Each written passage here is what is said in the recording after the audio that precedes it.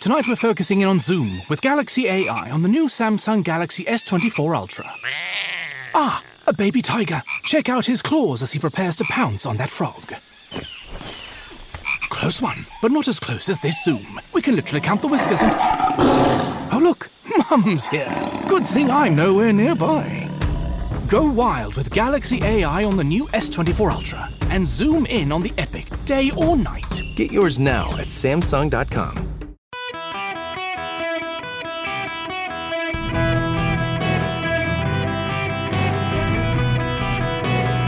Welcome to the Eric Erickson Show Podcast, Hour 2. Hello, America. Welcome. It's Eric Erickson here across the nation. The phone number 877-973-7425. If you want to be on the program, as always, text Eric, E-R-I-C-K, to 33777, and you'll be able to find me on social media. Follow me on Instagram. I'm going to be doing some serious cooking this evening. You can follow along with me. I'm sure you care. Okay, this is important. I need to talk about a very important topic. I have a friend. His name is Wade. Wade is insistent that I should talk about clown farts. I don't want to talk about clown farts. You don't want me to talk about clown farts. I do, however, want to talk about unicorn farts, because the Democrats believe unicorn farts can actually move the whole world, power the world, fund the world, fuel the world, do everything for the world. The mythical imaginary unicorn fart is the foundational fuel for all the Democrats' desires. They're not real, but people think they can smell them. Thus, we arrive at Joe Biden's budget proposal. Here's the headline at CNBC. Biden proposes $3 trillion deficit cut, tax hike on the rich in new budget. A $3 trillion deficit cut over, mind you, 10 years. Here are the key points. And again, this is all summarized, CNBC. If you got the daily email, you would have these. You can text DATA to 33777 to subscribe and get them. Joe Biden raises more revenue by increasing taxes on oil and gas companies, hiking the corporate tax rate to 28%, up from 21%, and allowing Medicare to negotiate drug prices. The president's spending priorities include increasing funding for early childhood education and childcare, expanding the $35 cap on insulin prices to all Americans, and expanding free community college. The budget boosts military spending by more than $835 billion, making it among the largest peacetime expenditures in U.S. history. Is he going to cut anything? He claims he's going to cut the deficit, but he's going to do it by levying a 25% minimum tax on the wealthiest Americans. And he's going to increase taxes on oil and gas companies. And he's going to increase the corporate tax. This is absurd. They're doing the fair share language. This is a unicorn fart budget. I don't know if you know this or not. Mortgage rates are approaching 7%. Follow along with me here. Mortgage rates are approaching 7%. The average rate on a 30-year fixed is just under 7%, 6.73%. They're on their way up towards 10%. The Federal Reserve has let it be known it's going to probably increase interest rates more aggressively than previously planned or advertised. The stock market was up this morning and has now started to decline. The Dow Jones Industrial Average is in negative territory, as are the NASDAQ and the S&P 500 for another day. They're worried that the jobs market may show the economy is still too heated. And into this economic uncertainty, Joe Biden wants to raise taxes on corporations. He wants to raise taxes on oil and gas companies. That will what? pass on that increase to you and me in the form of higher energy prices. Higher energy prices are what provoked inflation to begin with.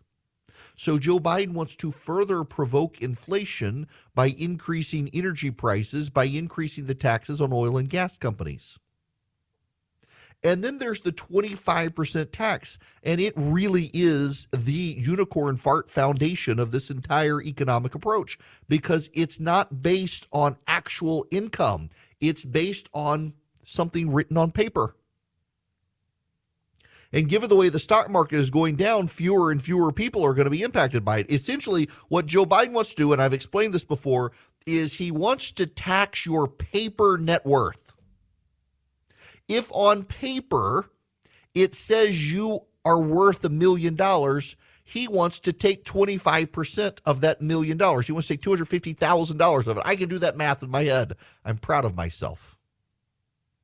Joe Biden wants you to pay $250,000 if you're worth $1 million on paper. The problem is you're only worth $1 million on paper. You don't have $1 million. Many of you who have been working a very long time, you got a 401k, you're near retirement, you got over $1 million in it. Well, you're technically on paper worth over $1 million, but what happens when the stock market goes down? You're not worth $1 million anymore. Because it's on paper. It's not real. It's not real money. I don't even know that this is constitutional. For example, I got an emailer yesterday who said, well, I mean, they do this with your home. Yes, states, the federal government can't tax your real property. The Constitution allows an income tax and an excise tax and other sorts of taxes, but the federal government is prohibited from a real property tax on your home. The Constitution does not allow that form of revenue generation for the federal government. This is well-settled law. Democrats and Republicans alike agree on this. The federal government can't tax your home, but state governments can. But it's also a real asset. Stock is a paper asset. The value of your stock is a paper asset.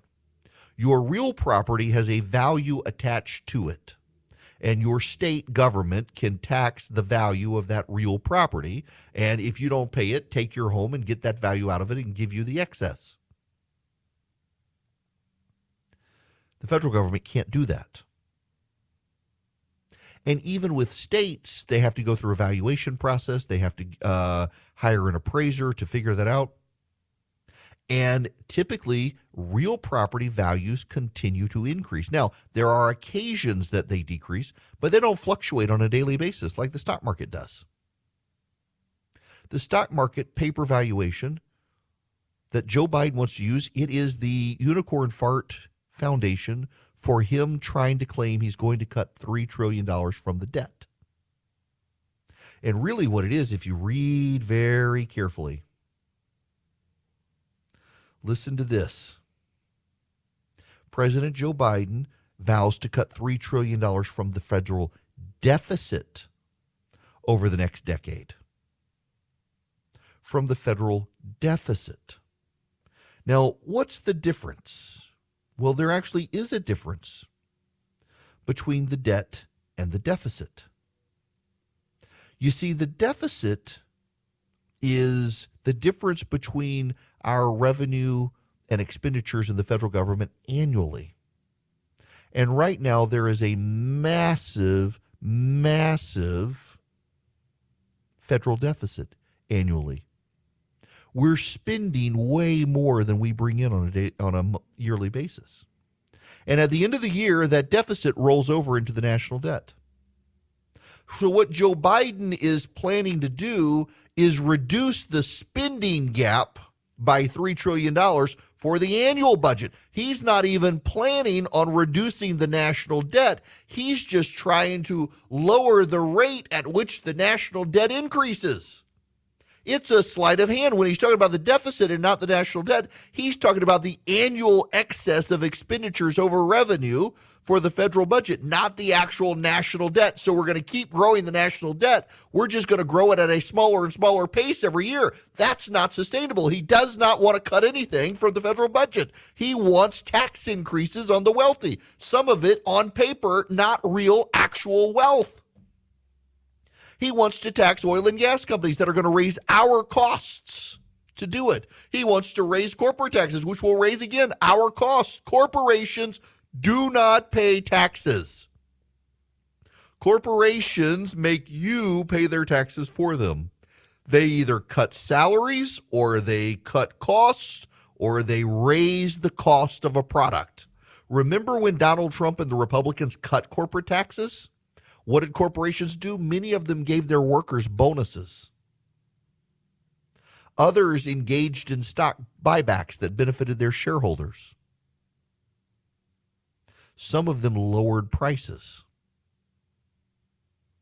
That's all going to go in reverse if Biden does this.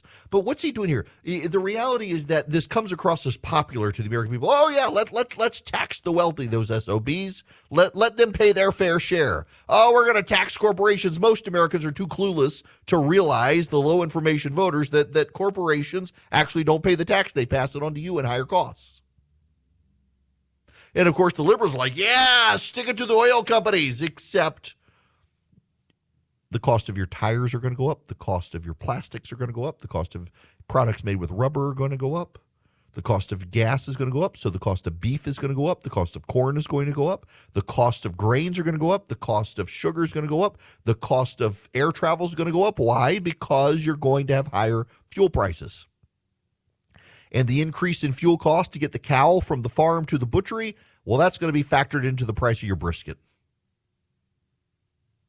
The cost of harvesting the grains and the corn with combines, well, that's going to go up, so it's going to be passed on to you. And that's going to make the corn feed for the cows more expensive, which is going to make the cost of the cows go up even further. All of your costs are going to go up based on Joe Biden's budget. He's funding it on unicorn farts. He may be able to smell it, but it's not real.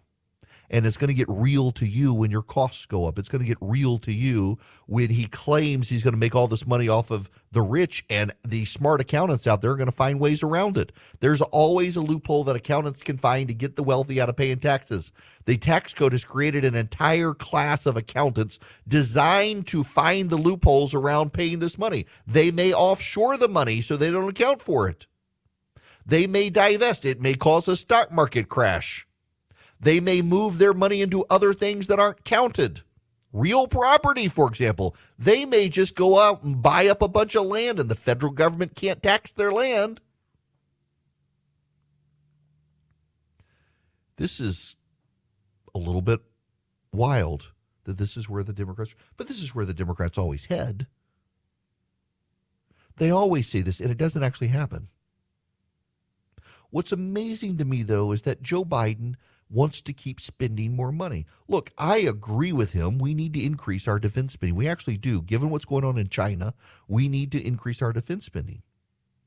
But he wants to expand free community college. He wants to expand free child care. He wants to expand free childhood early education. He wants to expand the $35 cap on insulin. He doesn't want to cut a single government program. You can raise all the taxes in the world and get 100% of the income, and you're still not going to make a dent in the national debt. And at some point, we have to come to terms with the national debt. And the most important takeaway here is that as interest rates go up, the debt service payments increase. This isn't a realistic budget. This is designed to signal to progressives, I'm still with you, even though my public policies don't look like it. But he knows there's no chance in hell this is going to get through a Republican Congress, and he can set them up for the bad guys. Oh, they don't want to tax the rich. When the recession comes, it's not going to matter. Joe Biden is proposing a plan that, if the Republicans gave him everything he wanted, would exacerbate the recession. It almost makes me think maybe Republicans should go along with it and break the economy with him. They can blame him because all they did was give him what he wanted, and the economy breaks and Republicans take back everything in 2 years. And then they can pass the reconciliation, not racial reconciliation. That's not going to happen. The Democrats will scream racism when they take back control. They can pass a reconciliation budget and cut everything again. Biden's plan would wreck the economy. It's irresponsible. It's premised on a unicorn fart that he may be able to smell, but he can't deliver on. And the rest of us, we're going to smell it, but we won't be able to do anything about it. Hi there. Welcome. It is Eric Erickson here. So I got a random story of my life here for you. If you're a regular listener, if you're Charlie, I grew up in Dubai. I forgot one time that he already knew it. I started a conversation. So I grew up in Dubai. He's like, I know that, blankety blank. But my oldest sister was a huge fan of, at the time, the WWF. Now it's the WWE.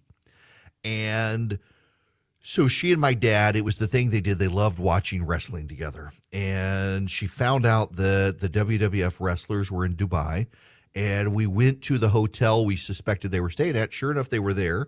Got to know them, and a number of them came to our house for dinner on a couple of nights. We were like the one American family who was paying attention to this stuff. We'd go to the wrestling matches, and it was Jimmy Superfly Snuka and Rowdy Piper and Playboy Buddy Rose and Tito Santana, Tony Gurria, and a few others. And they would come to the house for dinner.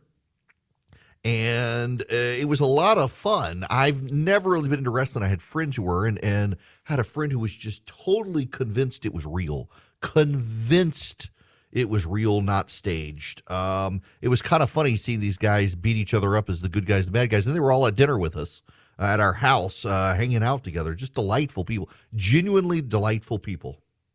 Well, the WWE now is in talks with state gambling regulators to legalize betting on their matches. Now, let me read you the headline, actually, as it appears in CNBC. WWE in talks with state gambling regulators to legalize betting on scripted match results. They're working with Ernst & Young to secure match results so they won't leak to the public. The creative executives don't plan to inform wrestlers who will win until hours before a match.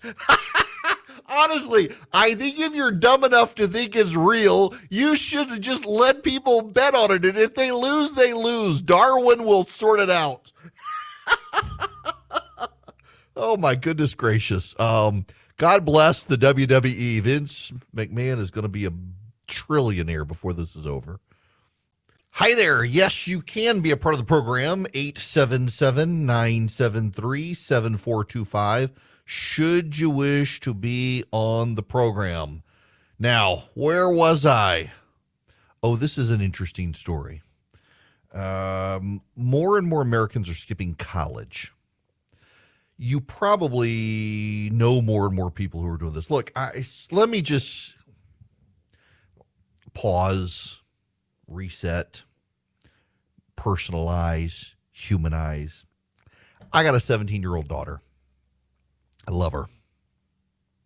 Although yesterday she was convinced she had this lump in her wrist and it was either a cyst or wrist cancer. It was just her artery.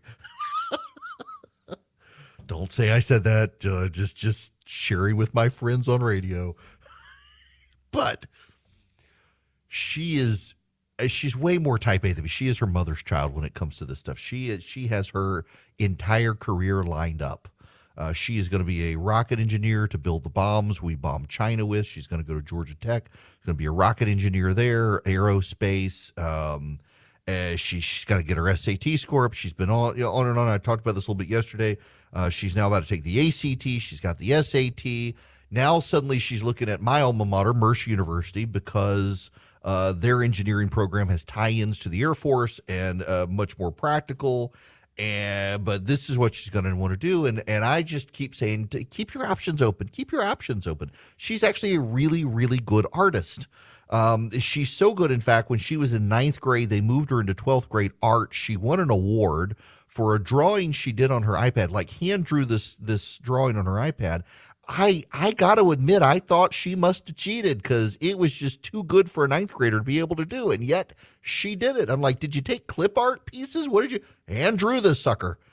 I mean, she was able, even the judges were a little bit skeptical. She had to do the undo button and back out, just to be able to show how good. She's brilliant artist, and I'm a proud dad. And when people say that, they're like, yeah, everybody says they're good. And then I show them the picture. They're like, holy blankety blank, that really is good. But she's like, I can't be an artist. I can't go to art school. She wanted to go to SCADS, the Savannah College of Art and Design. which is a for-profit institution, which I did not know until recently. And for years, she said she's going to go to SCAD. When she was 4 years old, she started a piggy bank, and she would add all of her money, and that was going to be her SCAD fund. And then she's like, given what you do for a living, given what I do, she takes her faith seriously. She's like, I don't think I would fit in there.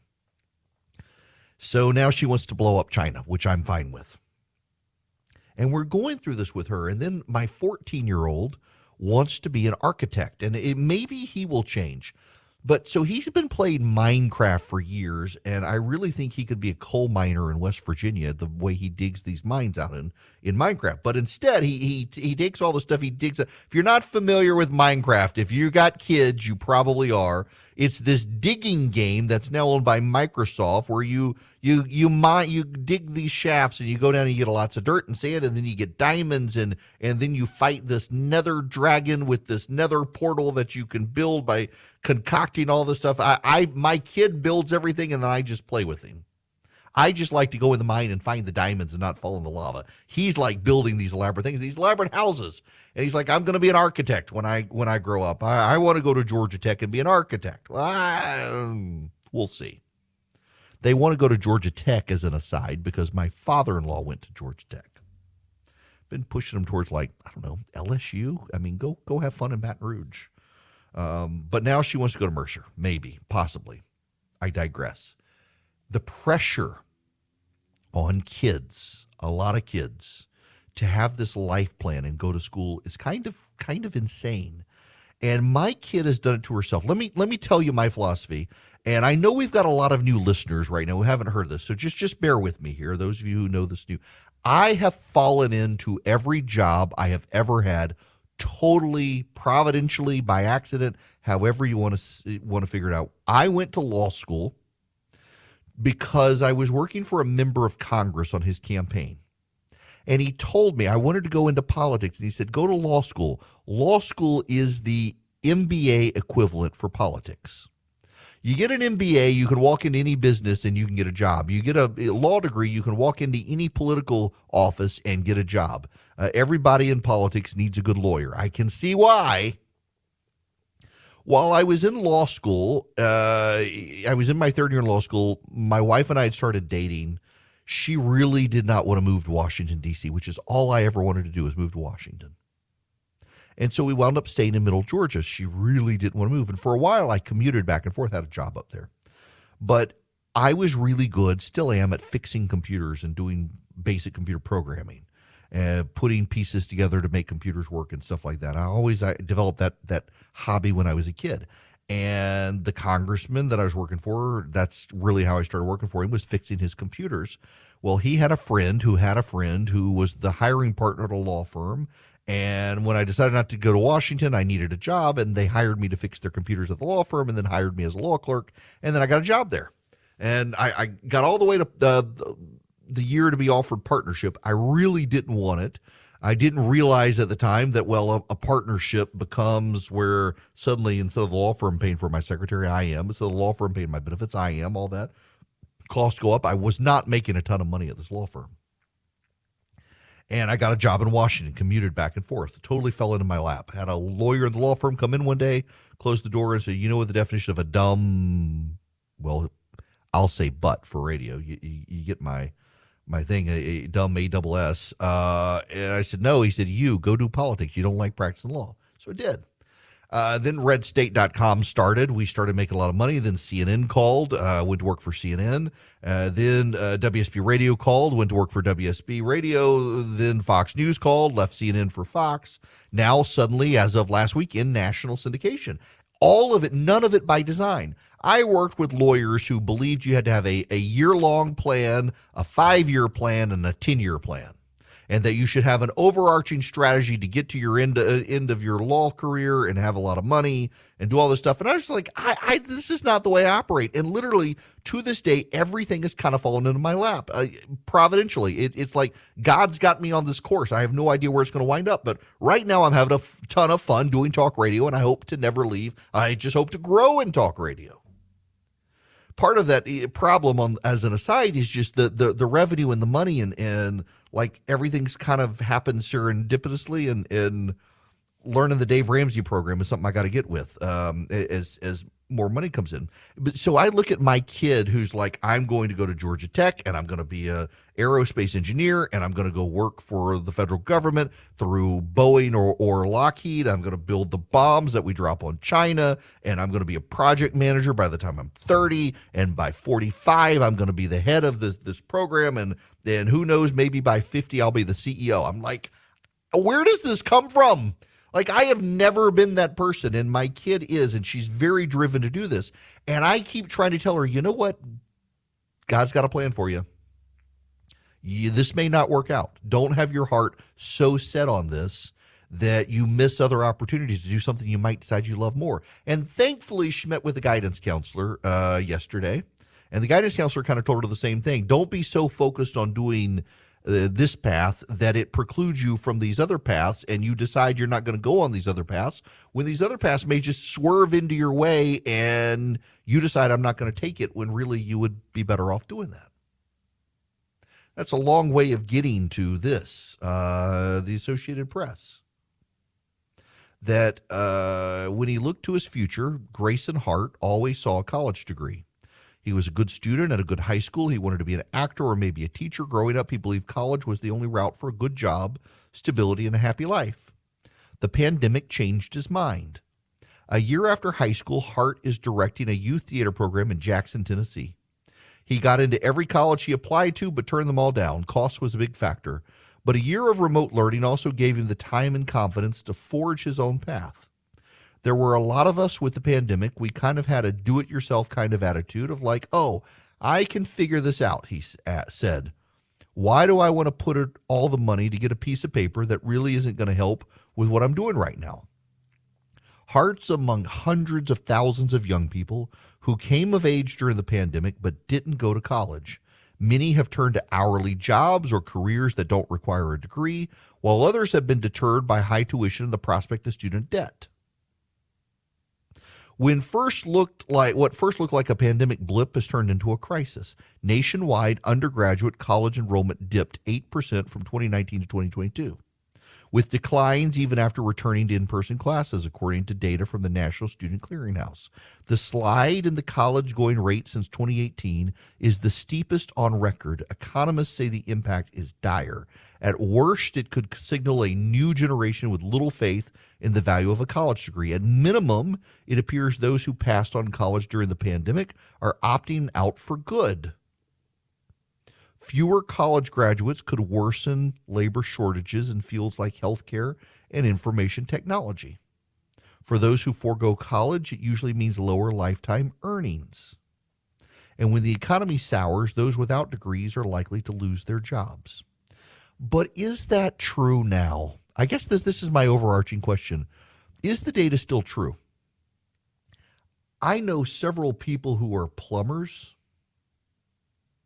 who genuinely make incredible livings. They have a skill set I do. I am not a handy person. At least I own a hammer, Philip. I am not a handy person. I can do basic things. I built my kid's birdhouse for his school project. By the way, that bird project, my kid drew out what he wanted, and it was looked like a Burger King, but it was called Bird King. And I did not realize the homework assignment was you have to draw out what you want and then you have to build it. And seriously, the kid has it looks like a Burger King with neon lights on top. And I'm like, are you kidding me? Seriously, you even had bar stools for the birds. I had to call the teachers can I build something and then have my kid draw what I built him, which is like this square little thing with letters on top. And she's like, yes, I didn't realize you didn't know. I'm not a handy person, but I got friends who are, and they make incredible livings without ever going to college. And then I've got my buddy Vince, who I talk about sometimes, who one day he will build my house. He is this incredible home builder. Now, he went to college, but during the economic downturn, 2008, 2009, he builds like showpiece mansions, gorgeous homes. And he taught himself how to do ironwork to differentiate himself, to try to get some business. And so his houses have this signature feature now with these wrought iron windows and stuff. They're gorgeous. And he taught himself how to do that to segment himself out. And he taught himself a trade skill that now helps him. And it's not necessarily what he went to college for, but the college skills give him the business management and stuff. But there are so many diverse ways for people to make a living. I'm not so sure the economists are right now when they say, well, our whole economy is going to suffer if people don't go to college. No. It's because we've had a system in place that valued college degrees for things. And I think after the pandemic, we're starting to value real skills, because I got to tell you, if I've got to hire someone who didn't go to college but has amazing skills, they're self-taught or they've apprenticed, they know how to handle money, they know how to invest, they know how to do some useful job skill, versus a kid who got a women and gender studies degree, I'm going to hire the non-college educated smart kid than the kid who went to college and the best they could do was a grievance degree. And I think more and more of the world is headed this way. And also, one last point on this. We have a lot of colleges in this country, a massive pool of colleges, many of them small. I suspect what's actually going to happen is we're going to see some consolidation. We're going to see some colleges go out of business. And I don't know that that's a bad thing. Colleges and universities, because of the easy access to student loans and this idea that you go to college to get ahead, you've got to go to college to get ahead, has created an artificial demand. And as that demand begins to collapse, I think a lot of colleges and universities are going to collapse. Some of them are going to be on hard times. Others are going to have to start actually using their billion-dollar endowments. And I actually think that's a good thing. I think by more and more kids opting out of college, we're forcing a necessary reset in higher education that would not otherwise come, and the balance will correct itself. I don't think there's a need, like some of these economists are, as a great freak out. There will always be kids like mine who want to go to college, who need to go to college to get the specialized training. But a massive array of kids are learning that I don't have to go to college to be my own boss and be useful and good at a job skill. And I think that's a lesson all of us need to learn and our kids need to take to heart, that depending on what you want to do and where you want to go, there are vocational skills you can learn that will set you miles ahead of everyone else. And frankly, if the world comes to an end and we go to war with China, well, hey, your job skills are going to be vastly more valued than my political science degree. While you're doing this, you got to worry about all your retirement and how you're going to get ahead and your plans in life. Can I recommend to you Advantage Gold if you're interested in using precious metals as part of your investment strategies or planning? 800-450-2566. They are TrustLink's #1 highest rated gold company 7 years in a row. They've got the best prices. They've got a highly knowledgeable staff. This is why I feel very comfortable recommending Advantage Gold to you. I reached out to them just to kind of vet them because I know how some of these companies can be. And I didn't want to recommend you use one. Some of you are very interested in using precious metals for your investment strategies. They're not gimmicky, and that's what I like about them. They're highly educational. They teach you. They want you to use them, of course, but they don't put a hard sales pitch on you, and they don't offer dumb gimmicks. They just want to give you the most useful, practical information they can give you to make you smarter so that you're comfortable using precious metals if you want to. Some people aren't, some people are. It's for you, whether it's 401k, your IRA, your general investment strategies. Talk to them, 800-450-2566. Let them answer your questions, and you can see how they do not have gimmicks. They don't twist your arm. They're not a hard sell. Just they think if they give you reliable information, useful information, you'll stick with them, and I would agree. 800-450-2566 is Advantage Gold's number. They will give you a free gold IRA investment kit if you want some more information, 800-450-2566. I just really like that they want to answer your questions without the gimmicks. They want to give you the information that's useful, and they're straight shooters. 800-450-2566. This other program brought to you by First Liberty Building and Loan. Now, for those of you listening on WICC up in Connecticut, you're new to this. Let me explain this to you. First Liberty Building and Loan, they're in Noonan, Georgia, but they can help you too. If you've got a business and your business is growing and banks are giving you the runaround, since the early 90s, the Frost family through First Liberty has been helping businesses grow. If you are buying a building, if you're building a building, if you're buying a franchise, if you're expanding a franchise, if you're buying out your business competitors or even your business partner, that's the sort of stuff First Liberty handles. Reach out to them. They only do deals that are $750,000 or more. So if you got a big deal because you want to be a big deal, reach out to the Frost family. Tell them I sent you. FirstLibertyGA.com is the website. FirstLibertyGA.com. They can help any business anywhere in the continental United States or Alaska and Hawaii. Reach out to them. Now, I can't play you the audio because the substance of it's over 5 minutes of commentary, but let me just tell you what's happening right now in Congress. Sergeant Tyler Vargas Andrews is testifying.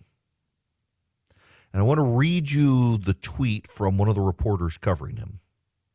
Sergeant Tyler Vargas Andrews is a U.S. Marine Corps sniper. He is testifying today before Congress.